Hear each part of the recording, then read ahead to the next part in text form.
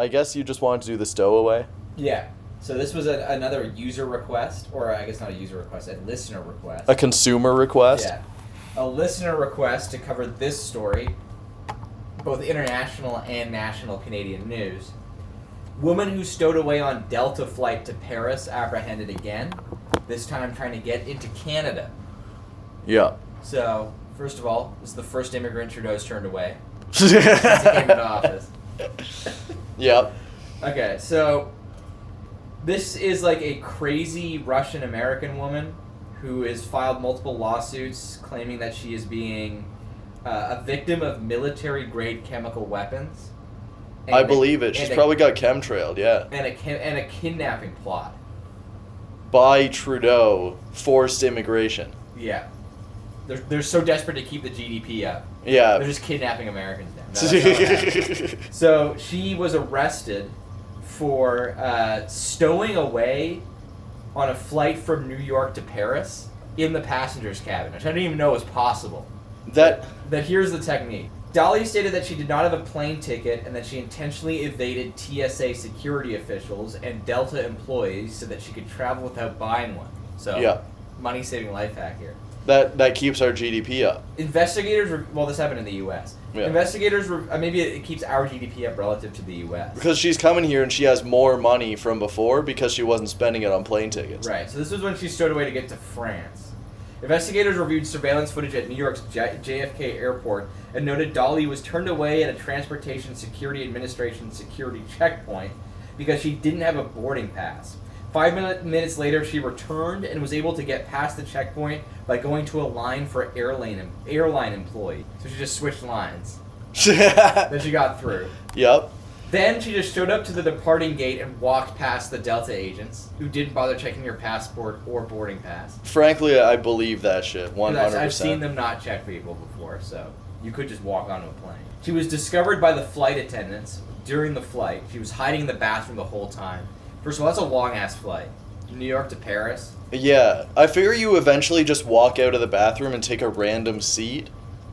Maybe it was full. They do overbook flights these days. But there's usually like a couple seats left or something. I've never been in a full plane. I've actually a few times had seats open next to me. I had one time I was on Flair and I was the only one in my row of 3. Okay. That was like the nicest flight in history. Anyways, this is an 8-hour flight. She was in the bathroom the whole time. Yeah, sus. Yeah. Sus. Which, first of all, that would be annoying as hell. Yeah. If I were on this flight, I'm going to need to use the bathroom once in 8 hours. Yeah, like everyone does. Yeah. That means what? I don't know what plane this was. It probably would have maybe 2 bathrooms. Mm-hmm. One of them just being occupied by a schizophrenic lady the whole time. Mm-hmm. There's going to be a line at the other one. Yeah, I pray this was a plane with 4 bathrooms. Yeah. So when the plane landed, the French police boarded and arrested her. She was extradited back to the U.S.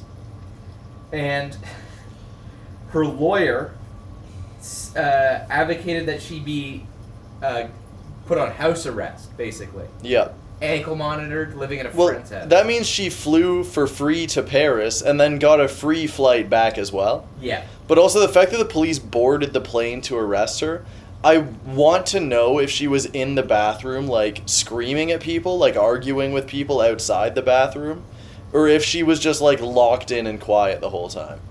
Probably quiet the whole time. Yeah. I mean, Well, someone like this I don't trust to be quiet the whole time. She seemed like a put-together enough crazy person to sneak onto a plane. Yeah. Which is a lot harder than boarding a TTC bus, which is what a less put-together schizophrenic does. Yeah, that's true. I had a guy recently try to go onto a TTC bus of mine with like 300 pounds of copper cable. And like exposed copper. It was just probably like 100 pounds. Yeah. But it was a ton of copper, and he managed to get kicked off for that one. What he should have done is waited for the bus to stop at a busy stop. Yeah. Rolled under on one of those mechanic rolling things. Catalytic converter. Yeah. Pull it out. True. Well, we were at a station, and he was just standing around. Yeah. Looking high as hell. I think he was smoking there as well, in the station. Yeah. With a fuck ton of copper. And then right before the bus was about to leave, He just went up and stood right near the front with all his copper. And the driver was like, man, you can't, like, be doing that. If I was trying to smuggle copper, yeah, I'd go through the back doors for one. And then two, I'd, like, go with that place that has, like, a little barrier in front of you, and that's where I'd put my copper. I think that's the easiest way to go about it. Most discreet. On the newer buses, those seats also have a ton of leg room. Yeah. So you can fit a lot of copper in there. Anyways, so the lawyer said, we do not believe she is a serious risk of flight.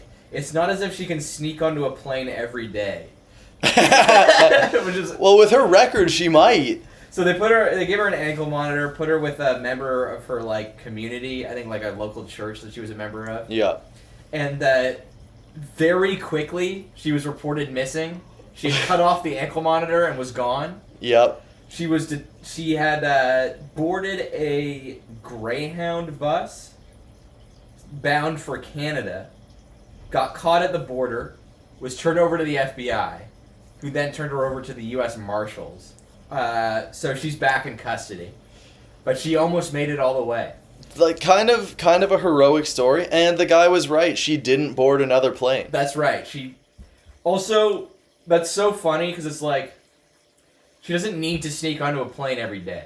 Yeah. She just needs to sneak to a plane one more time. Yeah, or like anything else. Yeah. As evidenced by this story. Yeah. So that's a funny story. Mm-hmm. Thank you to the listener who sent that in. Mm-hmm. I think how this could be solved is, like, it can't be solved by building a wall or anything like that, because she would have been let through the wall. Yeah. So what we should do is we should find every illegal immigrant and build individual walls around each one. And that would have guaranteed that she would have had a wall around her and not been able to make it in. Right. Mm-hmm. Study the mistakes of the future, or you're bound to repeat them for the first time. Yeah.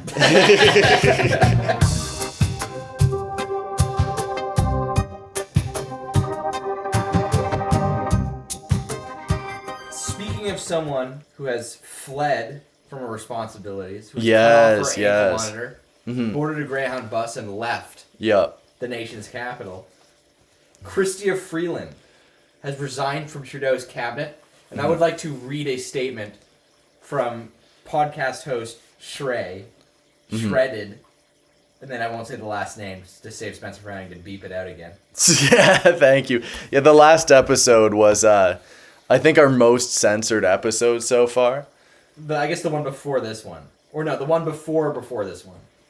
No, it was the We recorded one. We recorded one. I split it in two. And the second half was way worse. When you dropped every single one of our full names in the funniest thing that's ever been said on this show. And unfortunately, it was like, I felt like I was putting down a dog having to edit that. Yeah. So, I made a bet with Shrey on Theory Night in Canada's new sports betting app, Signal. Yep. So, Shrey was boarding a 16-hour flight, and this was shortly after the resignation. He bet me $2 that within 24 hours of 11:14 p.m. Eastern Standard Time yesterday, that Trudeau would resign. Yeah. Within 24 hours. And I have a quote here, actually, from Trudeau. Yeah. And you might confuse this for a quote from Wolf of Wall Street, actually. Yeah. But he showed up in our Signal chat as Shrey boarded the flight and would then not have access to internet for the next 16 hours. And it just said, Justin Trudeau has entered the chat. He sent one less message that said, I'm not fucking leaving! The show goes on! This is my home. They're gonna need a fucking wrecking ball to take me out of here. He said, and then it "I left don't the group hear chat. No bell." Yeah. But Shrey said, "This is really feeling like the Boris Johnson end with ministers leaving. 16 Liberal MPs publicly calling for his resignation. Rumors say that 60 Libs have signed the document asking him to leave. Yeah. Jagmeet is now calling him to get out. The president of the Liberal Party is apparently job hunting. And when Freeland apparently met the caucus, the entire group erupted in cheers." Yeah. Nana, who's also not here today, agreed with Trey. I bet Trey $2 that Trudeau will not leave office today, and I don't think Trudeau will leave office until he has lost an election. Yeah. I don't think he's even going to allow a leadership contest unless the party forces him to. And then Yeah. if that happens, he's going to run in it. Yeah. That's what I think will happen. I didn't bet on this because I don't allow myself to gamble. The only reason I thought that, the only evidence I had for Trudeau leaving was, one, there's like ministers resigning, but also because it was a Friday. Yeah. And I thought, okay, a Friday could be a timely time to leave. But as we learned from South Korea, I was instantly 100% all in on nothing happening. Yeah. And wouldn't you know it, so far Nothing has happened. nothing has happened. My reasoning to bet against Trey, and why I was so confident, and in fact, I should have increased the bet, maybe $5 Yeah. or something, is that, first of all, nothing ever happens. Second of all, Parliament is not in session, and will not be in session until January 27th. Yeah. We're in like the 2-month Christmas break that MPs get. Yeah, January 26th, maybe he'll be like, hey, we worked something out. Yeah. Like, that would make sense as a way he could go about it. Yeah. I doubt it, but it could happen.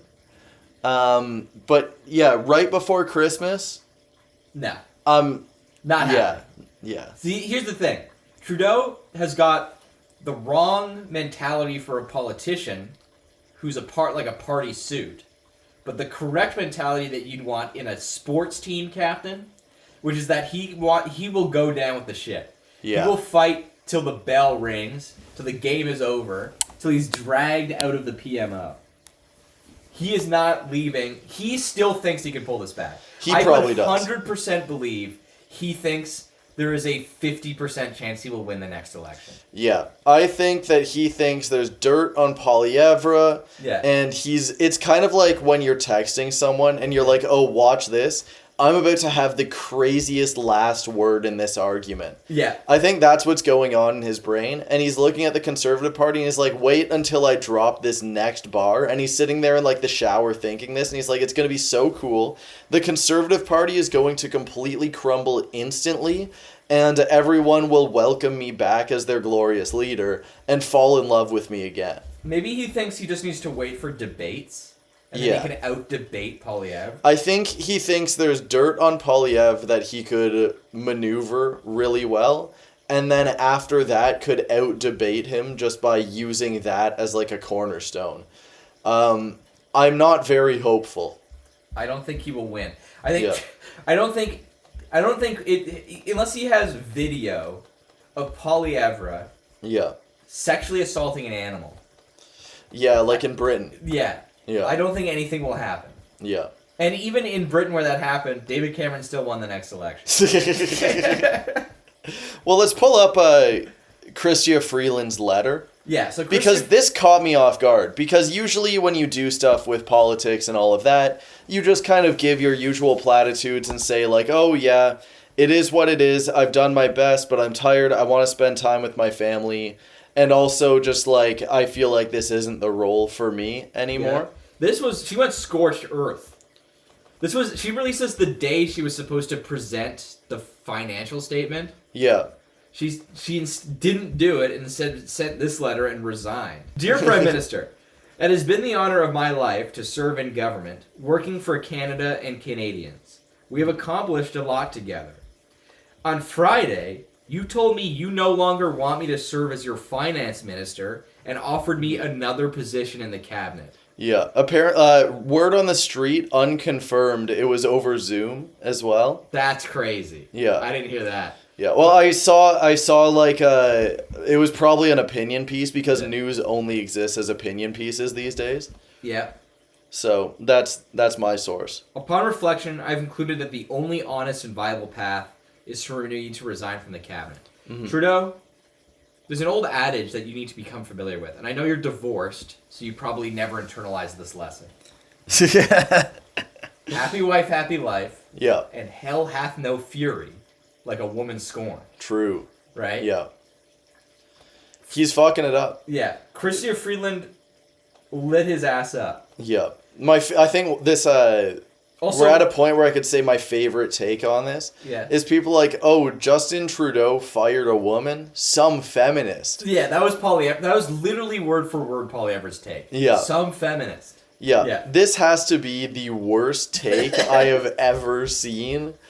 Like, feminism is when you don't do anything negative to a woman in your life. But also, like, if there's one thing that I believe Trudeau is still doing, it's like trying to do like social justice-y stuff. Yeah. You know, that's his entire humanity at this point. Yeah. To be effective, a minister must speak on behalf of the Prime Minister and with his full confidence. In making your decision, you made clear that I no longer credibly enjoy that confidence and possess the authority that comes with it. True. It is kind of disrespectful to be like, I know you've been my strongest shooter for 20 years. Yeah, get out of 63rd. You've been more loyal to me than my own wife. Yeah. But I'm moving you out of the position that you've been working towards your entire life. Yeah. So that I can put square-headed Mark Carney in it instead.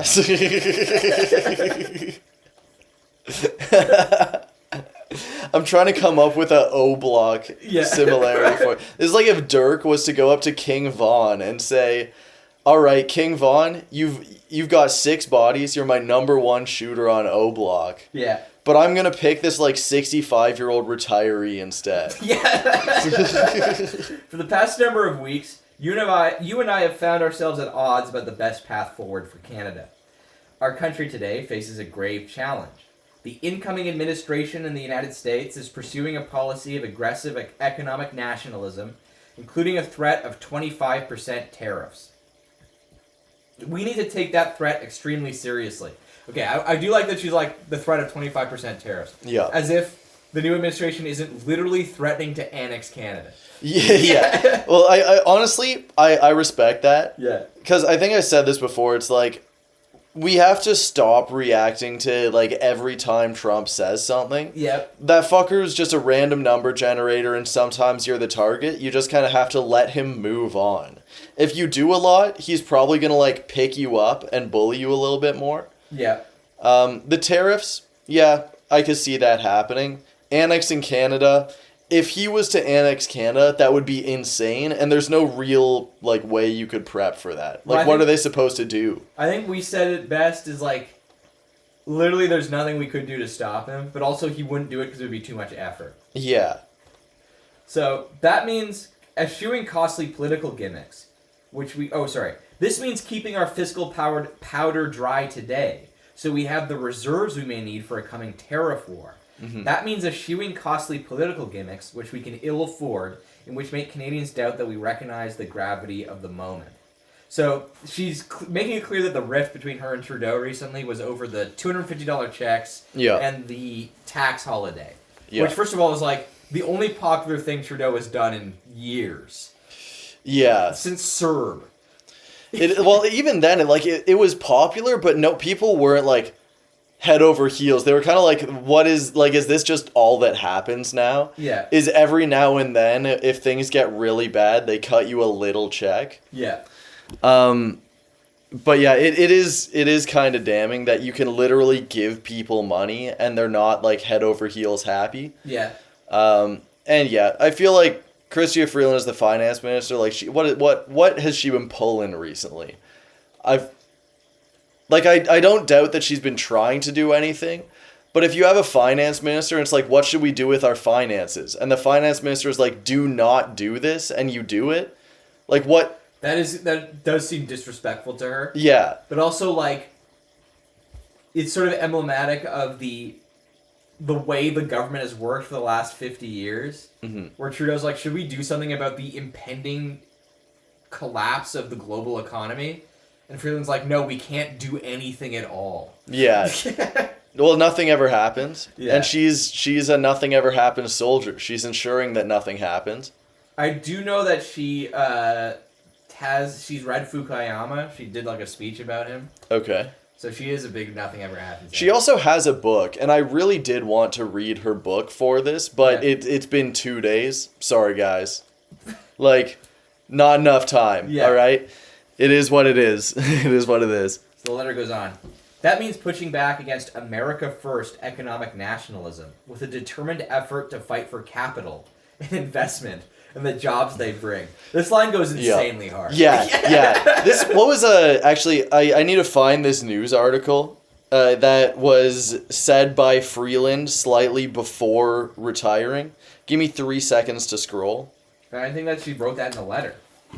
The end of Canada. She wrote that in the letter, but it was expanded on more, I found, I think, from something before. And it was literally just saying Canada has to do everything it can to fight for capital. And then they started doing things like opening up the ability for pension funds and such to have more than a 30% stake in companies. Okay. And they were expanding all of that and saying they hope it spurs on further investment and all, which I guess technically it might. Yeah. It also, all that investment is not going to help you. So here she is once again saying that, like, we need to fight for capital, which is the most giving up the game shit I have ever heard. Yeah. Like, that's like what is going on? Yeah. The whole point of being a liberal is you're like, oh yeah, like we have this whole thing of capital. Class conflict. You're supposed to be doing class collaboration. What is this? We have to fight for capital shit. Yeah, and you're supposed to say like, oh yeah, capital will grow and expand, but then we're going to use that technology to help everyone else. Like, you can't just fight for capital. But that's what she does say, capital and investment and the jobs they bring. Yeah. And that's the thing that helps normal people, the jobs that capital brings, is the third thing on the list. Yeah, and also the jobs that capital brings is like the most fake statistic in history. Yeah. Like, technically it's jobs, but like, what jobs, brother? What, like, are they good jobs? That means working in good faith and humility with the premiers of the provinces and territories of our great and diverse country, and building a true and then capitalized Team Canada response, like the Olympic team. Oh my god, man. I know Canadians would recognize and respect such an approach. They know when we are working for them, and they equally know when we are focused on ourselves. Inevitably, our time in government will come to an end, but how we deal with the threat our country currently faces will define us for a generation, and perhaps longer. Canada will win if we are strong, smart, and united. It is this conviction which has driven my strenuous efforts this fall to manage our spending in ways that will give us the flexibility we need to meet the serious challenges presented by the United States. Mm-hmm. So as I said before, the rift between her and Trudeau was Trudeau saying, we have to do something. And Chrystia Freeland being like, no. You forgot the Liberal Party isn't allowed to do things. Yeah. The Conservative Party pulls them to the right, and then they hold their ground. Yeah. End of Canadian version of Wolf Warrior. Chrystia Freeland says at the very end, we fight for capital. I will always be grateful for the chance to have served in government, and I will always be proud of our government's work for Canada and Canadians. Mm-hmm. I look forward to continuing to work with my colleagues as a Liberal Member of Parliament, and I am committed to running again for my seat in Toronto in the next federal election. With gratitude, the Honourable Chrystia Freeland. Yeah. I gotta say, like, the fact that for everywhere except the Liberal Party, calling someone a liberal is like an insult. Yeah. I find it very funny hearing someone being like, I love being a liberal. I loved being in the Liberal Party. It's like, now for me, whenever I hear that, I'm like, this is an insult. And they're just like, yeah, I'm an idiot. Like, that's how it reads to me. Okay, so my reaction to this letter is both Chrystia Freeland is right that Trudeau was disrespecting her by not listening to her advice. Yeah. And her trying to shuffle her out of her job when she's like the Himmler to Trudeau's Hitler.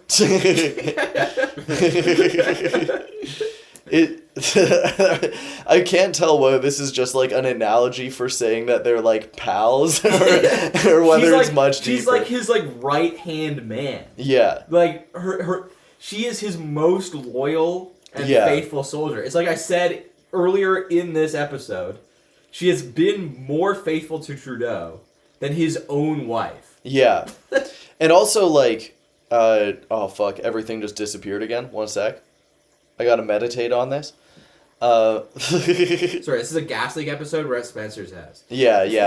It's, well, they think the issue is that there are no longer gas leaks, which means that my brain isn't working at its usual gas leaked capacity. You've become addicted to gas leaks. Yeah, and now my brain just gets all scrambled. Yeah. But yeah, the letter is incredibly personal. Yeah. Which was the first thing that really struck me. It wasn't just like the usual, I guess how I'll say is like, they do this every time in Japan, where it's just like, or in Korea, I guess they do it as well. Yeah. Where it's like, oh, it's my decision to step down, and it's just because I have other things that I want to do in life, and I have another direction that I want to go, and that just means you were fired.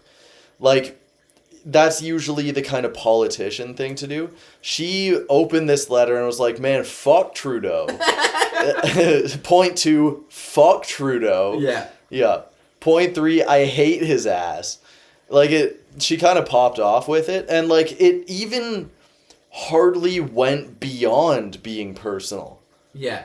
I sympathize with Freeland being literally betrayed by the man who she has propped up for 10 years. Yeah. But on the other hand, it seems that the initial point of disagreement was that Trudeau's like, we should probably help people. Yeah. And Freeland's like, no. Yeah, I think the solution for this is we need to give Trudeau significantly more power. Yeah. And we need to keep him around for another 5 or 6 years to make sure that that happens and he can help people. We need to return him to office with a majority. Yeah, exactly. And if that happened, I think Canada would be a dream. Yeah. So the new economic minister is Dominic LeBlanc. Now, didn't we cover LeBlanc in Yes, our he Who was Will one of Replace our- Trudeau episode? Yes. I think he was one of our who the fuck is this guy? Yeah, because I remember we covered him, and I don't really remember shit beyond that. He was just a- So we'll He's get a close Trey on. personal childhood friend of Justin Trudeau. Yeah. Okay. That's why he would. That's the only qualification to replace Trudeau if he were to resign. Yeah. Before this, he was like a backbencher, basically. Yeah, and he's put him in the finance position because he is a close friend. You probably won't resign. Yeah. Well, again, Trudeau's the quarterback, all right? Yeah. He's got the ego. He's going to stay in it. Yeah. But he's got some critical injuries. If you pull up the backup quarterback, you've kind of lost the game unless it's like a miracle run. Yeah. So, you got to keep the quarterback in until he's too crippled to keep moving. Yeah. So Toronto area, and so this is the only thing that makes me think maybe Trudeau doesn't think he can win. Toronto area MP Nate Erskine-Smith, who has previously said he does not plan to run for MP again, was sworn in as the new housing minister, which to me seems like Trudeau's like, I just need this cabinet to exist until I'm voted out of office. Yeah. that is kind of an off. Well, maybe Shrey has some deeper insights. Yeah. But he's on a flight, I believe, still. Well, maybe he's off now. He's off now, yeah. But Where there is you he? go. I don't know. Yeah, That's let's 16 dog hours Shrey. away. So Well, in additional news for this whole debacle now, Jagmeet Singh has said that He's gonna topple he the will government. topple the government if it comes to vote. And since Poilievre has been putting it to vote approximately every 45 seconds of his life, Yeah. I imagine that's coming sooner rather than later. But because they're having their, their extended break. holidays, their Yeah. teacher core holidays, Yeah. that's going to be in a while. Yeah, so I think that's why Jagmeet Singh said that. Because it's like, he doesn't have to do anything. Yeah. Parliament's not in session. Yeah. yeah, and how long is it out of session for? Like a It's month and a half. January 27th. So like A month and a bit. Yeah. a month and a bit, and And then it's been out of session for the past few days.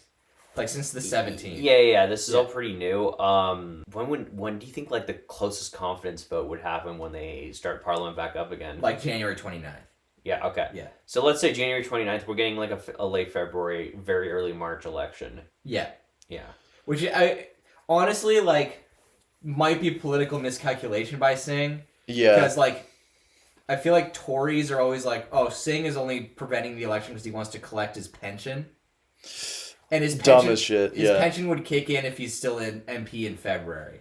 Yeah. Okay. So if there's a March election, he gets it.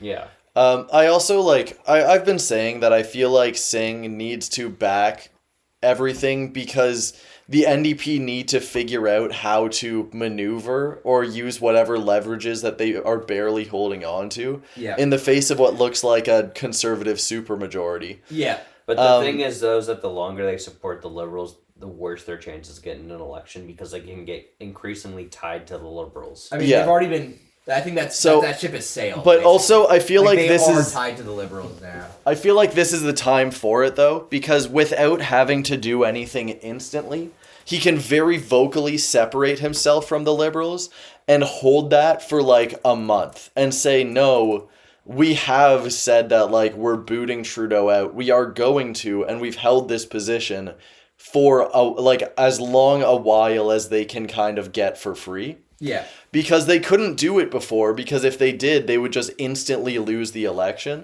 So I feel like this is probably a political calculation of giving them as much time possible to rally that support into having something for an upcoming election. So the thing is that it's like, if an election were held today, 338 projects the NDP would lose 2 seats. Yeah. Which is like, yeah, they're cooked. Yeah. It doesn't matter, like, if the election were held today or in 2 months. Well, I think that's the point, is them trying to use that time to not lose 2 seats, you know? Because if they're tied to the Liberals, they're going to lose those 2 seats. They need to not be tied, and they need to not be tied for as long as possible. But if there's also, like, an epic Liberal collapse and the NDP are losing seats, yeah, Singh is cooked. Yeah. He can't still be the leader after It should have been Charlie. Yeah. It should have been Charlie Angus, and it's so sad that it wasn't. Yeah, but what can you do? Singh is probably... I mean, if he doesn't leave, that's, like, psychotic. Yeah. Yeah, Singh also, I'm kind of shocked that he hasn't left. Yeah. I mean, I'm not that shocked because there isn't really an expectation of success for an NDP leader. Yeah. But there's also an expectation that he's not going to lose 2 seats. Yeah. Yeah, like, the NDP... Okay, first of all... When the NDP released those fucking cat videos, everyone that approved that should have been instantly shot. All right? I think that was the ONDP and not the federal party. Yeah. Well, in the OSSR, all right, they would have been shot. Okay, I will say 338 Canada has upgraded NDP's odds of winning from 0 to less than 1. We're back. All right. Look, Trump was less than 1 twice, I think, and won. No, just once. Just less than 1. The second time, they just gave him a 10% addition. But bloc opposition has risen to 42% probability. Which is ridiculous. Yeah. That's happened before, bloc opposition. Which is funny because their official title becomes His Majesty's Official Opposition, the Bloc Québécois. No. His Majesty's Most Loyal Opposition. History repeats itself, man. Yeah. Nothing ever happens. We're in the 90s again. Didn't this happen to Harper too? Bloc opposition or something? No, that was the NDP. Okay, but yeah, we have a basically a coin flip odds of a bloc or Liberal opposition at this point. The Liberals are basically only going to win their most core strongholds. Yeah, actually, some of the polls, at least that I've been yakking with my dad about, some of them put the Liberals in 4th place. Yeah, I did see that the NDP did pass the Liberals in popular vote. Yes, but that never translates to anything in this damn country. The Liberals are still projected to have a mean outcome of 47 seats. Yeah. And their minimum likely outcome is 27, which is higher than the NDP's mean outcome. Yeah. I don't know. I am not like as a guy. Yeah. Like Jagmeet's saying, he seems chill. He seems alright, but like the NDP has managed through an entire Liberal crisis and collapse, he has managed to rally absolutely nothing. A negative number of new seats. Yeah, he was given like the golden ticket for what the NDP should be begging for. Like, this is what an NDPer has wet dreams about, is saying, oh, okay, get rid of the centrists so we can fight on like class things, where conservatives are fighting for the bourgeois interests and the NDP can fight for the proletarian interests, and the Liberals aren't there to like fake that they can work together. That should be your dream, where you can like sweep through, grab like a ton of workers and all of that. And instead we've got fucking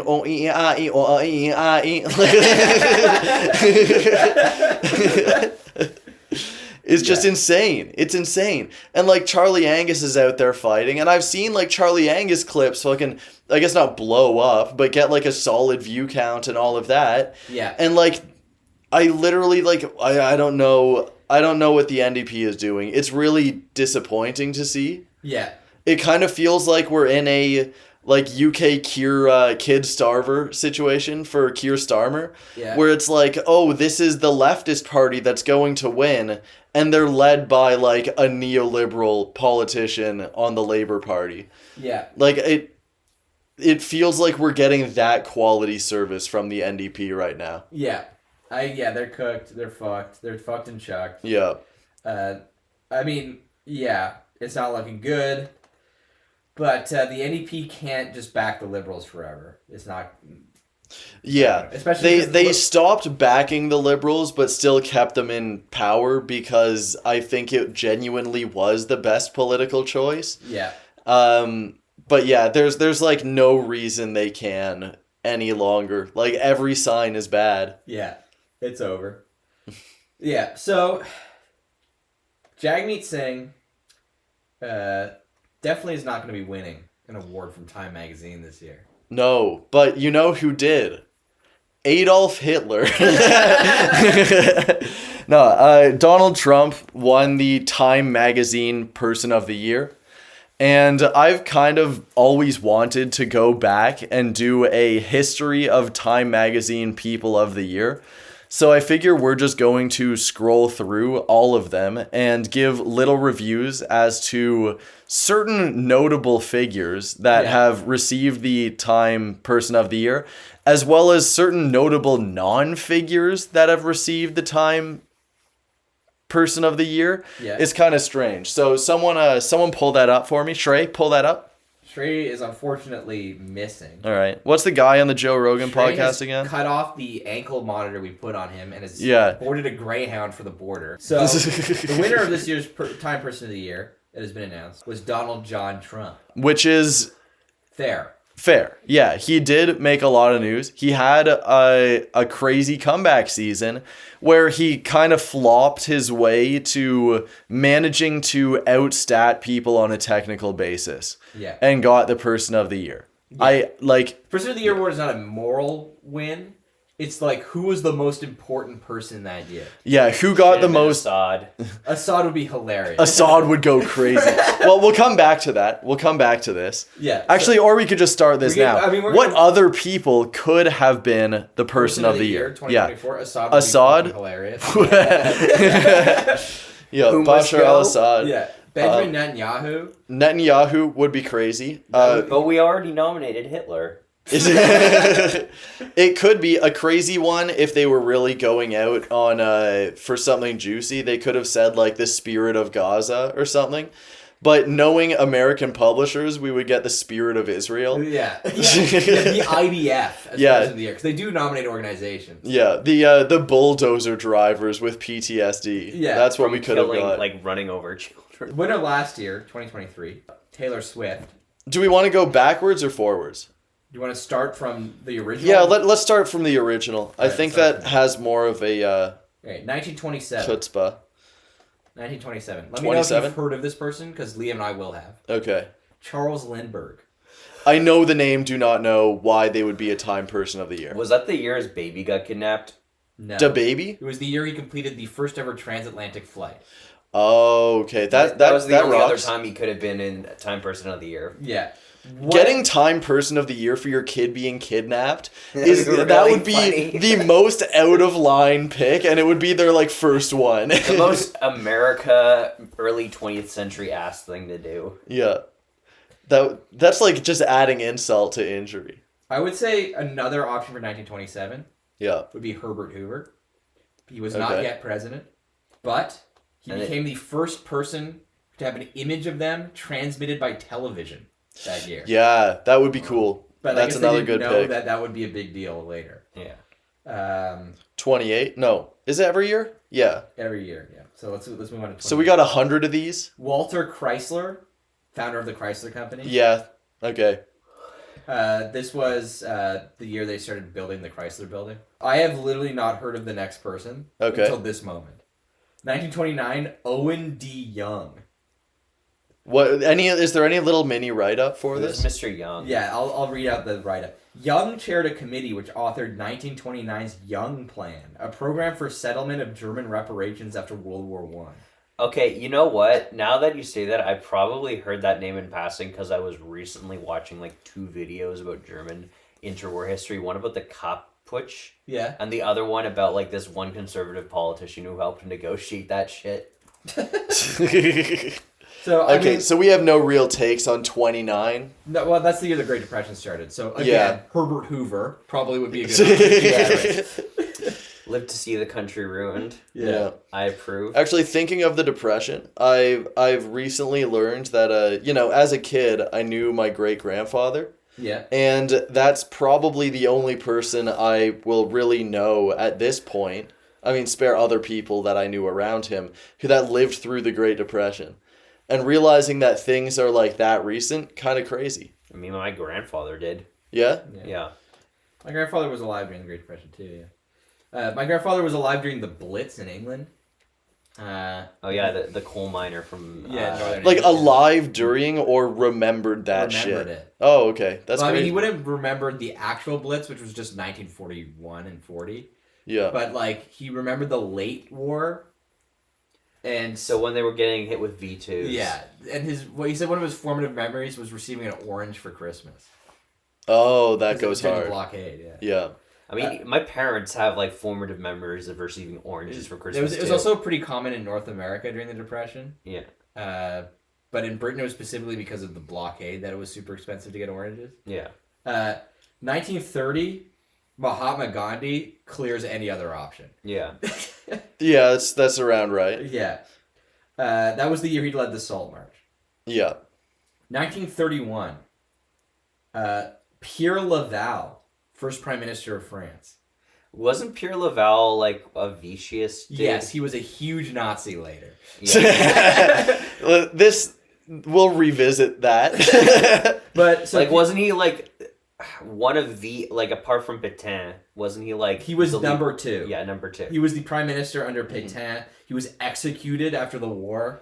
Yeah. He was a big figure in the French Holocaust. Yeah. Not a nice guy. I think at the time he was a member of like some normal ass party, like the Liberal Democrat of France or whatever. Like every other Nazi collaborator Yeah. in Europe. Yeah. 1932, the GOAT, Franklin D. Roosevelt wins. Oh, Nice. yeah. Okay, he is kind of the goat, won you know. the The 1932. class collaboration is GOAT. Yeah, won the 1932 U.S. presidential election by a landslide. Easy win. Yeah. Yeah. 1933, Hugh S. Johnson. Huge Johnson. Yeah. Who? Exactly. Who the fuck is this guy? Well, You do not want to know why he made this. Who is It's Hugh? actually early photography, and no one had ever seen such a no. Hugh He Johnson. was the director of the National Recovery Administration, so it was his job to execute the New Deal. Cool. So, interesting character, never Yeah. heard of him. 1934, FDR again. Yeah, I'm thinking we're back Just like on term this one. 2. Yeah. This was around the time the New Deal saved everyone's lives. So they're like, we got to do this again. Yeah. The bottom stopped falling out of Yeah. the country. 1935, Haile Selassie or Haile Selassie. Haile Selassie, yeah. Haile Selassie, That's, Rasta King.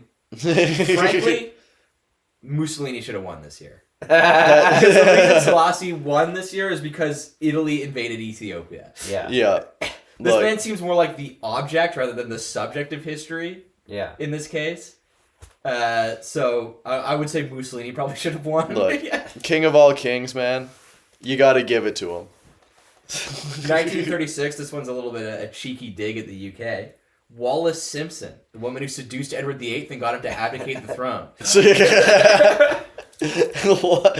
Holy. That is pretty crazy. All right, chuck this on our list for name 100 women later. Another big Nazi, Wallace Simpson.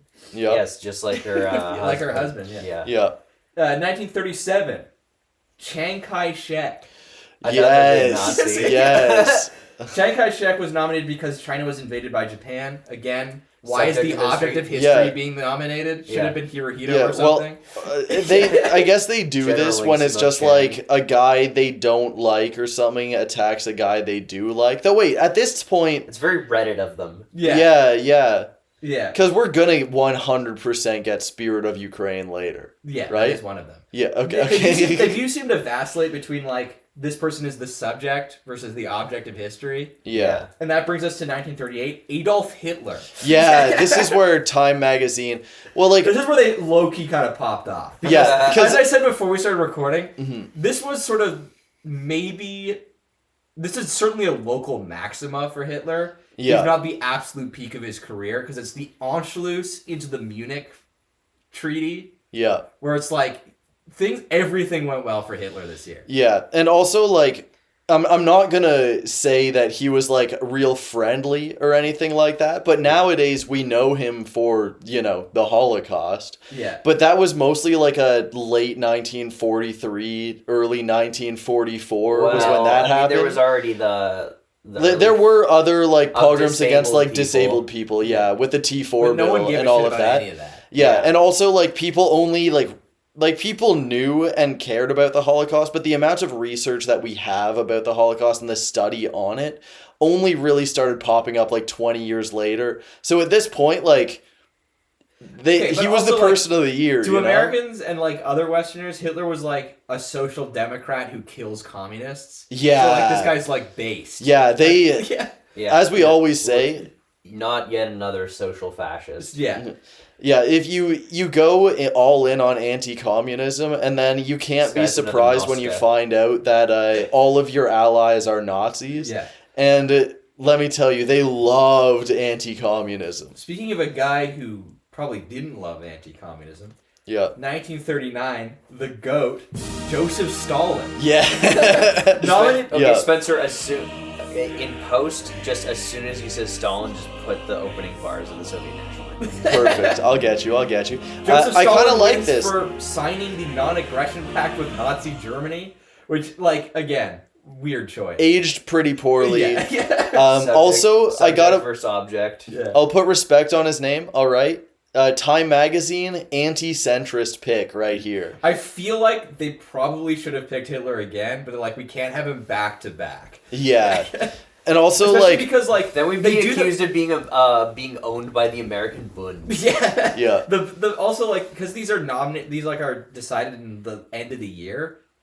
Hitler had just started World War II. Yeah. Yeah. Objectively, the biggest actor in history at that point. yeah. Napoleon Also, Part 2. yeah. This Electric is kind Boogaloo. of interesting because again, going in on like anti-communist picks, this is the big communist going on record saying I ain't doing shit. Yeah. Which is the most anti-communist you can get out of a communist. Yeah. 1940, Yep.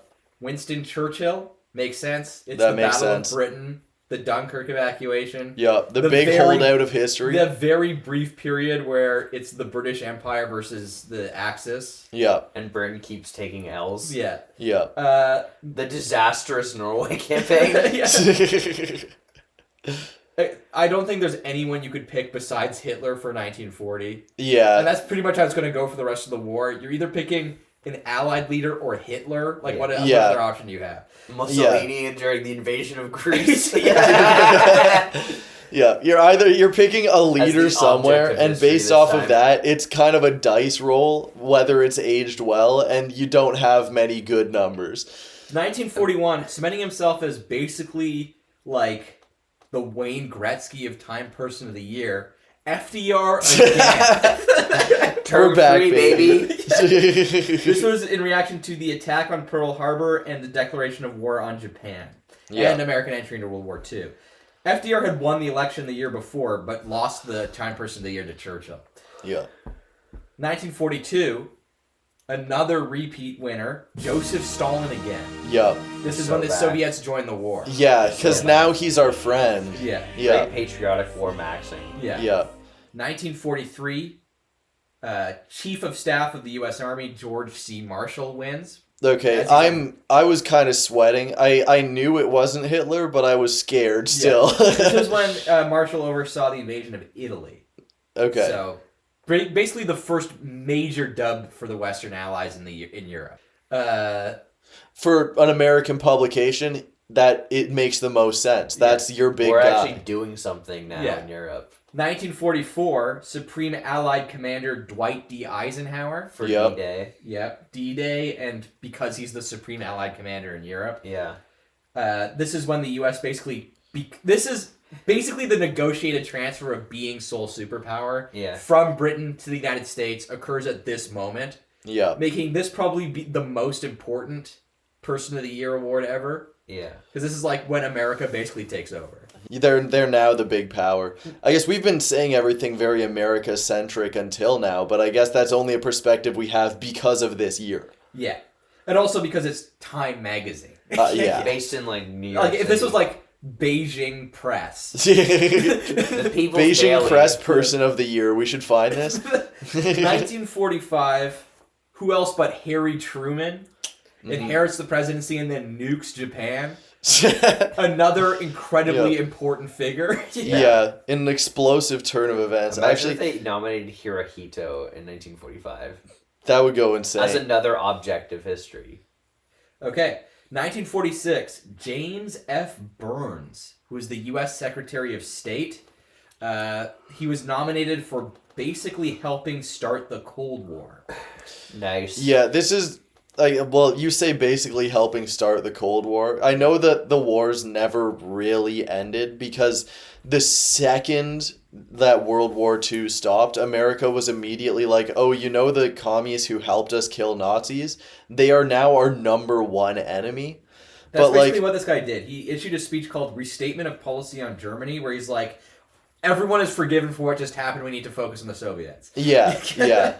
But it is, I don't know, it feels weird going from World War II to post-World War II names. Yeah.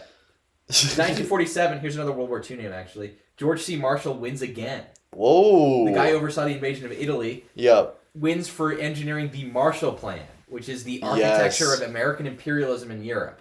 Yep. So, a deserved win for basically constructing the post-war American empire. Yep. 1948, Truman again. This time for winning the 1948 election. This is sort of the participation trophy of Time Magazine awards. Yeah. If you win an election. Yeah, every 4 years is just going to be the new president, and then they'll like kind of assign something to you that happens globally. Yeah. Because it can probably be traced to America and thus you. 1949. Insane pick. Adolf Hitler. That would be hilarious. But actually wouldn't be a terrible choice because of what this one represents. In 1949, Time declares the man of the half century. They select Winston Churchill for the second time. Huh? Yeah. Huh? Okay, so I guess this Not is like Stalin, FDR, or someone Yeah. who didn't oversee basically the end of his country's sole superpower status. yeah. This This is when he got back into power, or is this No. still when he's in opposition? This is when he was the leader of the opposition. Yeah. I'm gonna So say not even for anything important. This is when he's still just being like a fat drunk on the other side of the aisle. Yeah. yeah. This is I'll say the first pick that I'll put a little bit of a question mark. Wait till you hear the next pick. But yeah, I know that it starts to go absolutely off the fucking rails, which is Yeah. why I wanted to do this. In 1950, the American fighting man, representing U.S. troops in the Korean War. Yeah, wrong. One, the Korean War was literally just like Americans slaughtering innocents. The American Wehrmacht soldier. Yeah. Did Yeah. anti-partisan actions in Korea. But even then, it's the person of the year, dog. Okay, pick I'm gonna cover my pick eyes, a see someone who's person. in the future. That's Yeah. also that's a pretty wild pick. Well, we're getting there. So but nice. yeah, it's a person of the year. Give it to a person, please. Like, I'm here for the drama of you picking a person. Don't cop out, right? I feel like you could have even gotten Truman a third time this time. Yeah. Like, the guy who actually starts the war. Yeah. He would have There's loved so that many goddamn people. much. If he got it to be the The same person of number. the year as the same number of times as FDR. Yeah, Yeah. that would have gone to his head so hard. Yeah, maybe not then. Yeah. Trying to think of who else could be 1950. Stalin's still alive, but he wasn't really doing anything. Except for doctor's plot bullshit. Yeah, which no one like. That's like some side quest shit. Yeah. Yeah. Some like weird anti-Semitic side quest he went on. Yeah. Like, pick a general from the Korean War or something. Yeah, like MacArthur would be an amazing pick. Mao Zedong. Mao would be a crazy pick. Because 1949 is when the revolution kicks off, or ends, basically. Yeah. Mm-hmm. So, actually, 1949 should have been Mao. Yeah. Imagine if they did Chiang Kai-shek instead. Another object of history. Yeah. 1951, Mohammad Mossadegh, Prime Minister of Iran, who expelled Western oil companies. Not for long. We'll The come US back to reaction this was one. just remove him from power and put the Shah in. So he didn't really even accomplish much other than, I guess, being the first domino, or I guess the first third world country to stand up against the United States. Yeah, That which isn't in the Comintern. Which definitely deserves him the title of Person of the Year, I think. I mean, by definition, you can't be a third world country and be in the Comintern. Yeah. The first third world country to stand up to the U.S., he wins the award for that. Fair enough. 1951, who else could it be? I guess, I mean... Oh my god, is that her the next year? Yeah, Elizabeth II. Stop looking ahead! Well, friggin' he's it's okay. It's okay. It's his fault for showing his hand, really. In 1952, Elizabeth II wins for being crowned Queen of the Commonwealth, basically. Yeah. That didn't last that long, though. I mean, that's a fair pick, I guess. I'm surprised they didn't pick Eisenhower again, though, because that's the year he becomes president. Yeah. This is like which seems Britain way more important. Britain desperately trying to hold on to past glories. Yeah, I mean, like, the monarchy, that only happens every so often. Presidents happen at a consistent rate. Yeah. Just unlucky, That's I feel like purely unlucky. I think the other thing, though, is that because previous monarchs have been a much more present political force, George VI was actively involved in politics, they might have expected Elizabeth to be a bit more important. Yeah, influential through the next handful of years. Whereas she, much like the dying empire she was a part of, was becoming very passive. Yeah, she did not get involved in politics at all, basically, relative to her father at least, who was basically calling in Churchill to be like, you should do this. Yeah. 1953, Konrad Adenauer elected Chancellor of West Germany. Also because of the West German economic miracle. Yeah, I was gonna say magazine celebrating the return of Nazi Germany. Yeah, this is when you really start to they show their hand a little bit. Continuation state. 1954, John Foster Dulles. Oh my god. I think first successful creation of the Southeast Asia Treaty Organization, SEATO. Yes, the famous and long-lived SEATO. You're thinking of his brother, who founded the CIA. Oh, yeah. Alan Dulles. I mean, they're also both, the dynamic duo of, American Evil. Yeah. Oh. Which one of the two is the airport named after? The airport is named after this slightly more innocuous man than his brother, the founder of the CIA. Yeah.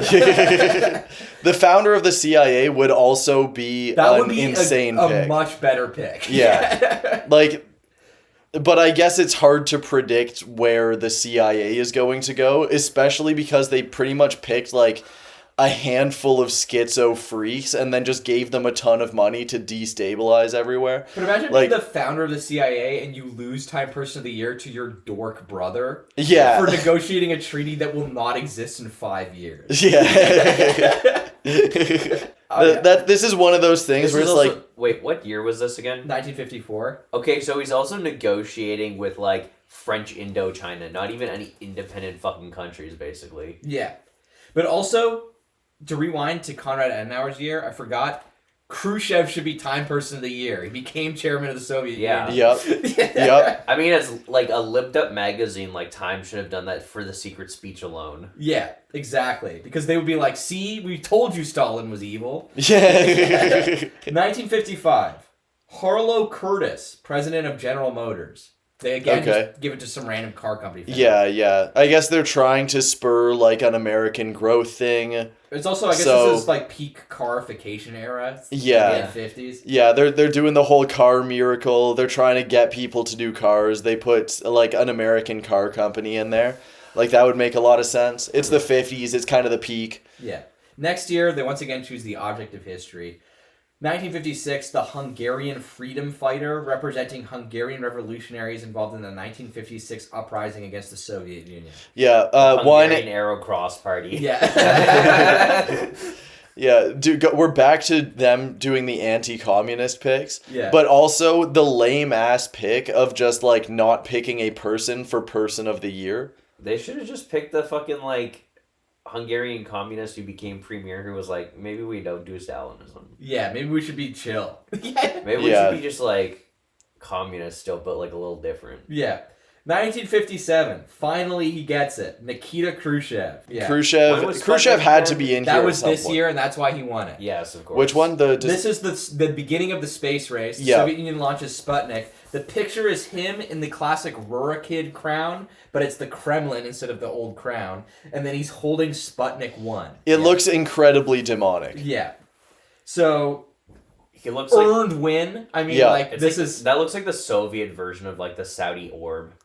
Frankly, Time Person of the Year, if we're being honest, should always be either the President of the United States, the General Secretary of the Communist Party of the Soviet Union, or the President of China. Yeah. Yeah, if you go between those three, especially in this era, you're pretty much never losing. You should always just pick whoever had the biggest dub that year. Yeah. And you're pretty much guaranteed to at least not lose that bad. Like, people could say, oh, this other thing is cooler, but it's an understandable pick. But this is a great pick for Time Person of the Year. Yeah. Khrushchev for starting the space race. Yeah. Yeah. 1958. Charles de Gaulle, because he got to basically single-handedly rewrite the French Constitution. Because of, like, losing, like, France lost the Algerian War so hard that they almost had a fucking military coup. Yeah. But he put it down. Well, he didn't put it down. He threw it down. Like, they stopped because they're like, oh, great, de Gaulle's in. This is kind of the guy we wanted. De Gaulle was already in. Are you talking about the OAS coup? Maybe. De Gaulle was already the president. The one with Operation Course. Yeah, the OAS. Okay. Organisation Armée Secrète. Secret Army Org. Yeah, which was a white supremacist spy network of politically connected French colonists in Algeria. Yeah.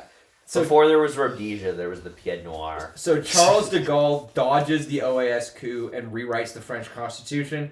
Not a bad pick for Time Person of the Year. Yeah. 1959, finally wins it 7 years into his presidency. Dwight D. Eisenhower. Right as he's about to say, Damn. hey, I created this industrial complex for you guys. Yeah, by the way, I sort of accidentally destroyed the United States. You guys should probably fix that. Yeah. He won it because he became the first U.S. president to visit India and because he normalized relations with Nikita Khrushchev's Soviet Union. Temporarily. So pretty much he won it for visiting India. Like, this guy won this shit on going on vacation. Khrushchevite revisionism early. He is also, I think, the Cold War president who thought the most fondly of the Soviet Union, probably. Because he hung out with them the most. Because he was like a friend of the USSR's like actual generals. Yeah. Despite his ideological objections. He just hung out a lot with like Zhukov. Yeah. Of the Cold War presidents, definitely the most chill, but basically just an empty suit who exists to be president during the golden age of American imperialism. Kind of like Grant. Yeah. The kind of time where you can't fuck it up. I think Matt Christman called them the handsome general presidents. He's the last handsome general president where they just like, we should just elect the most recent war hero. Yeah. Yeah. I mean, in many ways, he's also literally just another Grant in part because, like, I mean, it was literally, like, the vice president abridges the term of the very consequential war president and the one of the biggest generals from that war. Yeah. Like, literally history repeating itself. Yeah. 1960. We're back to just giving it to a random group of people. U.S. scientists. What? Oh my God. Okay, what did they do? Like, Time claimed in 1960, science is at the apogee of its power for good or evil. Oh my God. So if they didn't even, it's not even like these fuckers cured, right. like... No, this is the list of things. There actually is a list of things here. Okay. The cover and piece spots like the following scientists. George Beadle, who was the first like geneticist in the US, basically. Charles Draper, inventor of spacecraft inertial guidance. Brother of John Draper? Maybe. Joshua Lederberg, discoverer of bacterial conjugation, the discovery of radiocarbon dating, discovery of molecular and quantum chemistry, nuclear magnetic resonance, the discovery of two elements in the United States, invention of the transistor. Okay. Oh, yeah. That might be the most important invention in the Yeah, last it should either 100 go to years. them or they should have come up with a group of like 10 scientists and called them like the something 10. Invention of a hydrogen bomb. Okay, Yeah. maybe scientists should have won this. Yeah, year. okay, I can see it. But they had to do it in like the most Reddit way possible. Yeah. 1961, JFK, he won the presidency. Yep. Yeah. Solved. 1962, new pope is elected, so he wins it, John the 23rd. This was the year of the Cuban Missile Crisis, though, so like Should have been Castro. give it to Yeah. Castro, Kennedy, or Khrushchev or something. They all start the 3 Ks. 1963, Martin Luther King Jr. for the I Have a Dream speech. It's really kind of fucked up what they did to him, though. They should have I had mean- Kennedy this year as like the best thing he did was get domed. Yeah, Kennedy got shot this year, so Yeah. LBJ might have been a good choice. Getting domed in Dallas. Although 1964, LBJ wins it for Yep. becoming the president and then winning the immediate election afterwards. Not a terrible pick. He passed the Civil Rights Act this year and invaded Vietnam. So That's a pick if... big year for LBJ. Yeah. He is an actual historical actor here. Yeah. 1965 goes to William Westmoreland. We're just back to giving it to whoever the top general is in the U.S. Yeah. Army. Good. Yeah. At least Another they picked sinister someone. racist. General Westmoreland was commander of the U.S. forces in South Vietnam, basically. 1966. This is where it starts to get real weird. The Inheritor. Yeah, this might be the worst pick of all time, I think. Like, it's a term for a generation that completely fell off and is not used anymore. The It's inheritance essentially just saying, generation. like, boomers, Yeah, right? baby boomers. Yeah. When they were basically like 18. Yeah. Because this is when they're all fighting in Vietnam or being hippie. Like, this has to be the worst one out there. Give it to a whole generation. Like, Oh, we're about to get some real fucked up. yeah, we picks. are. Yeah. Wait till we get to 1969.